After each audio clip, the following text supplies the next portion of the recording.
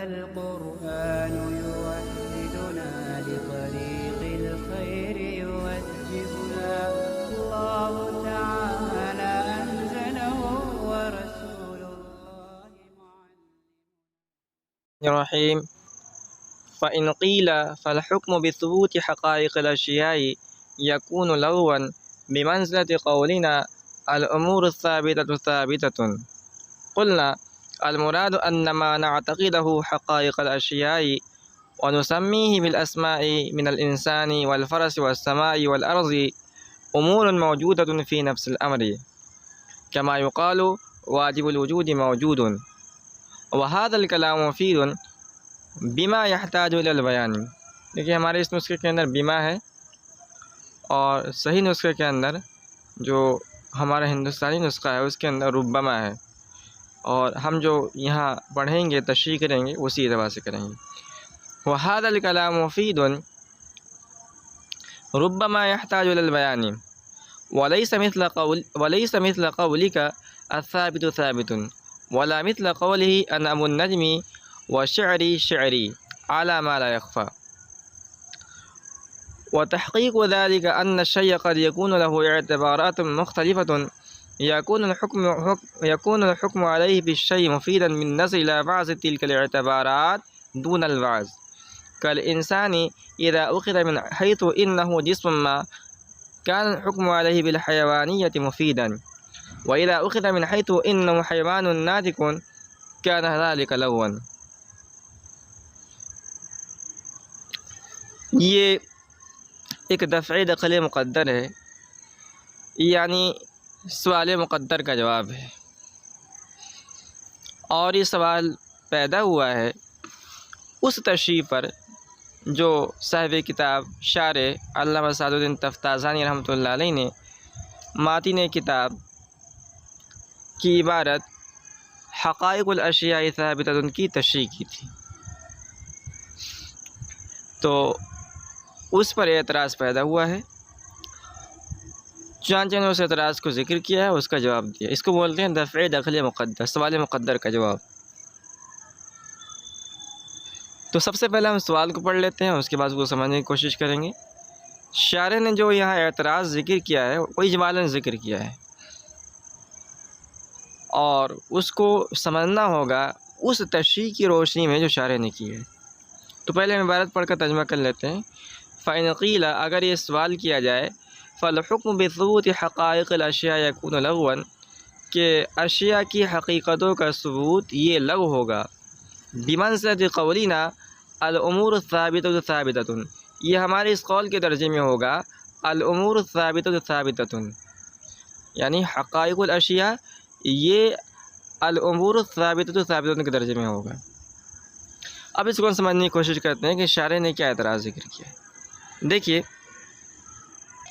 شارح نے حقائق الاشیاء ثابتۃ کی تشریح کرتے ہوئے بیان فرمایا تھا کہ حقائق کی حقیقتون کی جمع ہے، اور حقیقت کسے کہتے ہیں تو اس کی تشریح کرتے ہوئے فرمایا تھا کہ حقیقت کہتے ہیں ما بھی الشیء ہوا ہوا، یہ بتایا تھا. اور یہ بھی بتایا تھا کہ شے کے معنی موجود کے ہیں. اور تیسری بات یہ بیان فرمائی تھی کہ وجود اور ثبوت یہ الفاظ مترادفہ ہیں. تو شارح کی ان تینوں باتوں کو اگر ملا لیا جائے، پہلی بات کہ حقیقت کہتے ہیں ما بھی الشیء ہوا ہوا کو، دوسری بات شے کے معنی ہمارے نزدیک یعنی اشاعرہ کے نزدیک موجود کے ہیں، اور تیسری بات انہوں نے فرمائی تھی کہ وجود اور ثبوت یہ الفاظ مترادفہ ہیں. ان تینوں باتوں کو جب ایک ساتھ جوڑ کر دیکھا جائے گا تو ماتن کا قول حقائق الاشیاء ثابتۃ یہ الامور ثابتۃ ثابتۃ کے درجے میں ہوگا، اور ہمارا قول الامور ثابتۃ ثابتۃ چونکہ ایک لغو کلام ہے، ایک بیکار کلام ہے، اسی لیے اسی طرح حقائق الاشیاء ثابتۃ بھی ایک بیکار کلام ہوگا. کیونکہ جب شے کے معنی شارح قول کے موافق موجود کے ہیں، اور موجود اور ثبوت یہ دونوں الفاظ مترادف ہیں، تو اس اعتبار سے اشیاء یہ معنی میں ہو جائے گا الثابتۃ کے، لہٰذا اس کو اور آسان الفاظ میں اگر ہم کہیں گے تو ہم یہ کہہ سکتے ہیں کہ شارح نے یعنی ماتن نے جو کہا ہے کہ حقائق الاشیاء ثابتۃ، کہ اشیاء کی حقیقت ثابت ہے، یہ وہ کہنا ہی نہیں چاہ رہے ہیں، وہ کہنا چاہ رہے ہیں کہ الامور الثابتۃ ثابتۃ، کہ جو امور ثابت ہیں وہ ثابت ہیں۔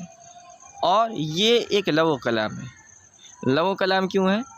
لغو کلام اس لیے ہے کہ کسی بھی کلام کے صحیح ہونے کے لیے موضوع اور محمول کے درمیان مغایرت ہونا ضروری ہے، اور یہاں موضوع اور محمول کے درمیان کوئی مغایرت نہیں ہے، لہٰذا یہ کلام لغو ہوگا۔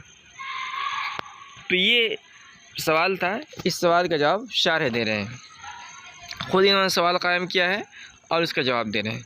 تو کہتے ہیں کہ یہاں جواب دیتے فرماتے ہیں کہ یہاں آپ نے جو عبارت نکالی ہے حقائق الاشیاء ثابتۃ کی جو تشریح آپ نے کی ہے، اس کو اگر ہم مان بھی لیں، چلیے مان لیتے ہیں اس کو کہ آپ کی تشریح صحیح ہے، حالانکہ شارح کیا کہتے ہیں ماتن جو ہے نے وہ الفاظ استعمال نہیں کیے، ماتن نے استعمال کیے ہیں حقائق الاشیاء ثابتۃ، الامور الثابتۃ ثابتۃ کے الفاظ استعمال نہیں کیے ہیں۔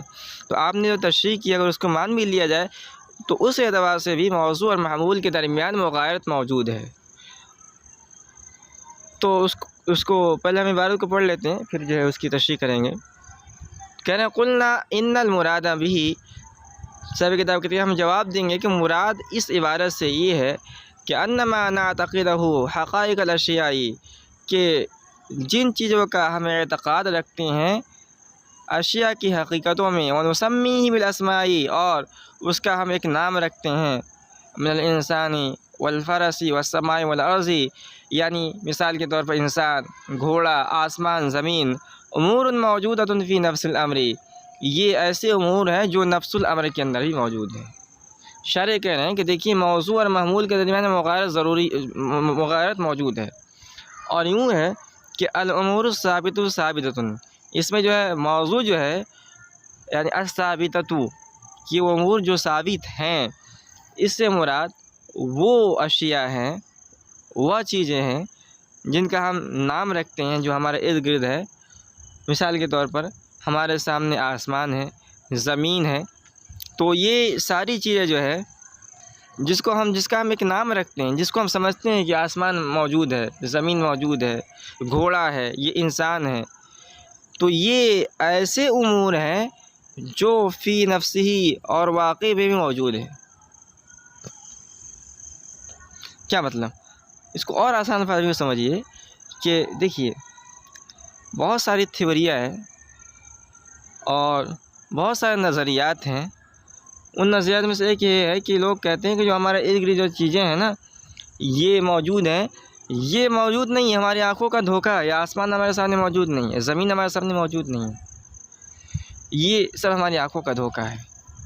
تو ماتن ان پر جو ہے نقد کر رہے ہیں، تنقید کر رہے ہیں کہ ایسا نہیں ہے، ہمارے ارد گرد جو اشیاء ہے، مثال کے طور پر موٹا موٹا آسمان ہے، زمین ہے، یہ ہماری آنکھوں کا دھوکہ نہیں ہے، جس کا ہم ایک چیز ہے اس کا نام نے آسمان رکھ دیا، ایک چیز کا نام ہم نے زمین رکھ دیا، ایک چیز کا نام ہم نے پیڑ رکھ دیا، ایک چیز کا نام ہم نے کیا کہتے ہیں کرسی رکھ دیا، تو اور اس کا ہم اعتقاد رکھتے ہیں، اس کا ہم جو ہے یقین رکھتے ہیں کہ اس چیز کا نام آسمان ہے، اس چیز کا نام زمین ہے، تو یہ چیزیں واقع اور نفس الامر کے اندر، حقیقت کے اندر بھی موجود ہیں، یہ صرف آنکھوں کا دھوکہ نہیں ہے۔ تو جو ہمارا موضوع ہے اس کا تعلق اعتقاد سے ہے، اور جو محمول ہے اس کا تعلق نفس الامر حقیقت سے ہے، لہٰذا موضوع اور محمول کے درمیان مغایرت ہو گیا۔ یہ بات یہاں پوری ہو گئی۔ اب اس کے لیے ایک استشہاد دے رہے ہیں، ایک مثال دے رہے ہیں، کہہ رہے ہیں کما یقال واجب الوجود موجود، اور ہمارا قول ایسا ہے جیسا کہ کہا جاتا ہے کہ واجب الوجود موجود، واجب الوجود موجود ہے۔ وہاں اب اس مثال کے اندر اگر آپ غور کریں گے تو موضوع اور محمول کے درمیان بظاہر مغایرت نہیں ہے، تو اس کا مطلب یہ تھا کہ کلام لغو ہے، کہہ رہے کہ اس کا کوئی قائل نہیں ہے، سب کہتے ہیں کہ مفید کلام ہے۔ وہذا کلام مفید، اور یہ کلام ایک مفید کلام ہے۔ ہاں ہو سکتا ہے اگر کوئی متبادر یعنی اچانک سے دیکھے، اس کے اندر غور و فکر نہ کرے، تو کہہ دے کہ اچانک سے اس کی زبان سے نکل جائے کہ نہیں محمول ایک جو ہے محمل کلام ہے، کوئی معنی دار کلام نہیں ہے، لغو کلام ہے کہہ دے۔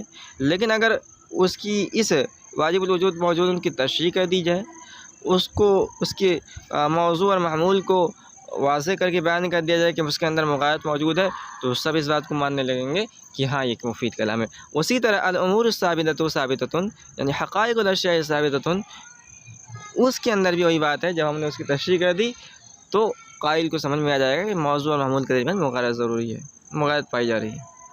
کہنا وہذا کلام مفید، ایک مفید کلام ہے، ربما یحتاج البیان، ہو سکتا ہے بسا اوقات اس کی وضاحت کی ضرورت پڑے۔ تو یہ بات یہاں پوری ہوئی۔ اب یہ سوال پیدا ہوتا ہے، شارح نے یہاں ذکر نہیں کیا ہے، اس کی وضاحت نہیں کی ہے کہ واجب الوجود موجود، اس کا یعنی تقدیری عبارت کیا ہے، موضوع کیا ہے، محمول کیا ہے۔ تو اس کی جو تقدیری عبارت ہے وہ یہی ہے کہ واجب الوجود جس کا ہم اعتقاد رکھتے ہیں وہ فی نفس ہی اور نفس الامر اور حقیقت کے اندر بھی موجود ہے۔ تو جس طرح یہ ایک مفید کلام ہے، اسی طرح حقائق الاشیاء بھی ایک مفید کلام ہے۔ تو دونوں کے اندر مشترک بات یہ ہے کہ دونوں کے اندر تعویل کی جائے گی اور موضوع اور محمول کے درمیان اس تعویل کی روشنی میں مغایرت پائی جائے گی۔ اب آگے دو اور مثالیں دے رہے ہیں جن کے اندر جو ایک لغو کلام ہے، حقائق الاشیاء ثابت کی طرف مفید کلام نہیں ہے۔ کہہ رہے ہیں کہ لیس مثل قولک، یہ جو کلام ہے حقائق الاشیاء ثابتۃ، یہ آپ کی اس بات کی مثل نہیں ہے الثابت ثابت۔ تو الثابت ثابت اس کی کوئی تعویل نہیں کی جائے گی۔ تو یہ ایک لغو اور محمل کلام ہے۔ لغو اور محمل کلام کیوں ہے؟ لغو اور محمل کلام اس لیے ہے کہ اس میں موضوع اور محمول کے درمیان مغایرت نہیں پائی جا رہی ہے۔ ولا مثل قولنا، اور یہ کلام یعنی حقائق الاشیاء ثابت نہیں ہمارے اس قول کی مثل جو کسی شاعر نے کہا ہے انا ابو النجمی و شعری شعری علی ما لا یخفی، جیسا کہ پوشیدہ نہیں ہے۔ تو انا ابو النجمی و شعری شعری، اس کی کیا تشریح ہے؟ تو اس کی تشریح یہ ہے کہ حقائق الاشیاء ثابتۃ یہ ایک لغو کلام نہیں ہے، جیسا کہ انا ابو النجمی و شعری شعری ایک لغو کلام تو نہیں ہے، مگر اس میں بہت زیادہ تعویل کی ضرورت ہے۔ تو حقائق الاشیاء ثابت کے اندر تعویل کی زیادہ ضرورت نہیں ہے، لیکن انا ابو النجم و شعری شعری کے اندر ایک لمبی تعویل کی ضرورت ہے۔ اور تعویل یہ ہے کہ شعری شعری کا معنی یہ ہے کہ شعری الان کا شعری فیما مضی، انا ابو النجم، میں ابو النجم ہوں، شعری الان، میرے شعر آج کے ایام میں جبکہ میں بوڑھا ہو چکا ہوں، کہ شعری فیما مضی ویسے ہی ہیں جیسے کہ زمانہ گزشتہ کے اندر تھے۔ یعنی میرے آج کل کے اشعار زمانہ ماضی کے اشعار کی مثل ہیں، بڑھاپے کی وجہ سے میری عقل متاثر نہیں ہوئی ہے اور نہ میرے اشعار کی بلاغت پر کوئی فرق پڑا ہے۔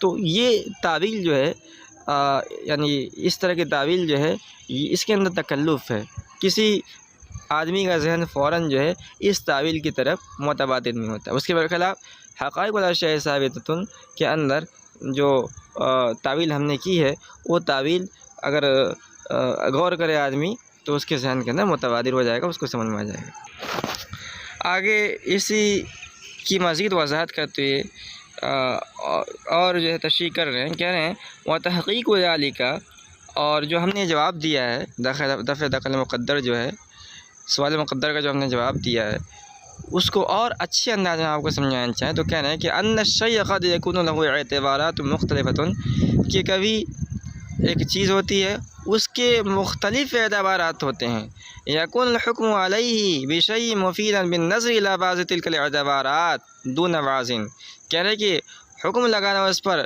مفید ہوتا ہے بعض ان میں سے بعض اعتبارات کی طرف دیکھتے ہوئے، نظر کرتے ہوئے، دون بعض نہ کہ بعض کی طرف۔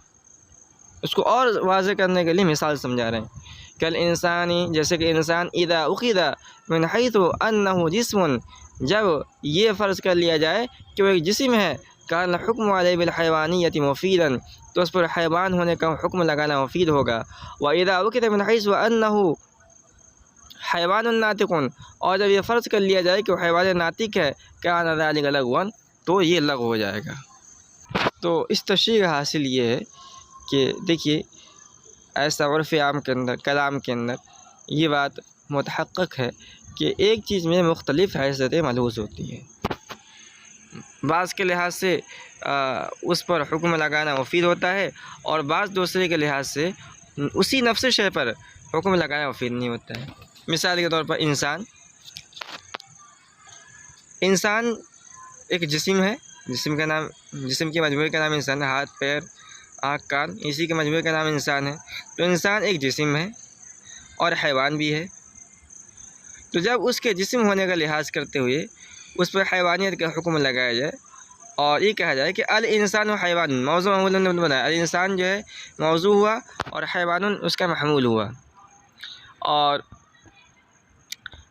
اس میں جو ہے ہم نے الانسان کو جسم کی تعویل میں کیا ہے، یعنی الانسان بول کر ہم نے جسم مراد لیا ہے۔ تو اب اس صورت کے اندر یہ ہمارا حکم لگانا کہ الانسان و حیوان یہ ایک کیا کہتے ہیں درست ہوگا، اور اس کلام کو کلام مفید کہا جائے گا۔